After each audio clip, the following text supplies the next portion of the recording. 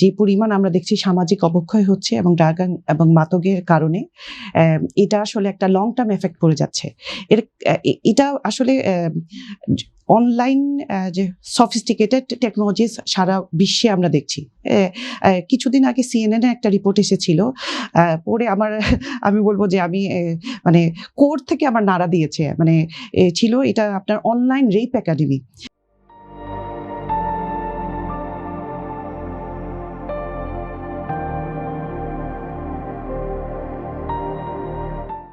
আমি জানি না আপনারা পড়েছেন কিনা, CNN একটা খুবই ডিটেইল একটা রিপোর্ট ছিল কিভাবে তারা ইনভেস্টিগেটিভ জার্নালিজমের মাধ্যমে তারা বের করেছে যে ঘরে ঘরে মহিলারা, এবং আমরা যেসব দেশের কথা এসেছে, যেসব ভিক্টিমের কথা এসেছে, তারা সবই হচ্ছে গিয়ে খুবই শিক্ষিত যে পশ্চিমা দেশের নাগরিক, যাদেরকে তাদের হাজবেন্ডরা, তাদের খুবই trusted family members, social friends, এরা তাদেরকে অ্যাবিউজ করেছে এবং থ্রু ড্রাগস। তার মানে এবং কি ধরনের ড্রাগ, যে তারা বছরকে বছর they were abused without having any knowledge. তারা বুঝতেই পারে না, তাদের ওই টোটাল মেমোরিটা চলে গেছে। কি পরিমাণ ডেঞ্জারাস টাইপের ড্রাগ সেটা।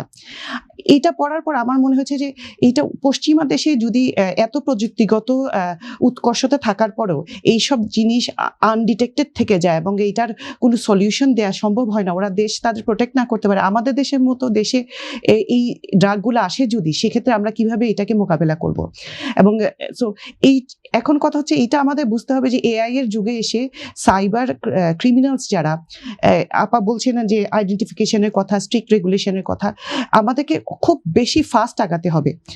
যে প্রযুক্তি, যেহেতু আমি প্রযুক্তিতে কাজ করেছি লম্বা সময়, এবং আমি একজন আইনজীবী, আমি দুইটার মিশ্রণ রেখে বলতে চাচ্ছি যে আসলে আমাদের মানে ধারণার বাইরে যে পরিমাণ ফাস্ট মুভিং টেকনোলজি তারা ইউজ করে। আপনি এখানে যে সদিচ্ছার অভাব আছে তা কিন্তু না। রেগুলেটর যদি আমি বলি, BTRC বলি, আমি দেখেছি মোবাইল কোম্পানি সবাই চায়, যেহেতু আমাদের দেশে মোবাইল কোম্পানিগুলো বেশিরভাগই হচ্ছে আপনার বিদেশি যে তাদের বিদেশেও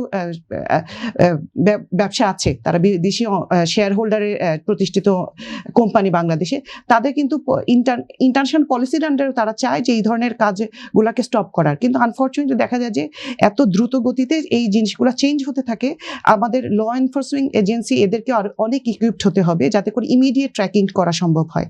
সো সদিচ্ছা এখন আমরা দেখছি যে এই ক্ষেত্রে প্রযুক্তির কি খুব অভাব আছে আমাদের? অবশ্যই, মানে এগুলা যে পরিমাণ আপনার প্রযুক্তিগত ইনভেস্টমেন্টের প্রয়োজন হয়, মানে ইনস্ট্যান্ট ডিটেকশন। তো এখানে ইউটিউবের অফিস আছে, ফেসবুকের অফিস আছে, বিভিন্ন সোশ্যাল মিডিয়া প্ল্যাটফর্ম বলেন বা যে ধরনের প্রযুক্তিগত অনেক বড় বড় প্রতিষ্ঠানের বাংলাদেশে অফিস আছে, বা বাংলাদেশে এখান থেকে লিয়াজু হয়।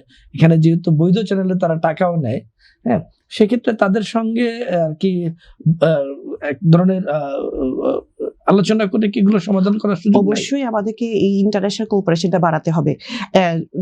এই ধরনের যে আপনার এটা কিন্তু বিভিন্ন ভাবে হচ্ছে। আপা বলছিলেন যে একটা তো হচ্ছে আমরা দেখছি অ্যাডভার্টাইজমেন্ট, ইউটিউবে অ্যাড হচ্ছে, কি আপনার বিভিন্ন সাইটে গেলে বিভিন্ন অ্যাড হচ্ছে, সেটা হচ্ছে একটা অ্যাডের সোর্স।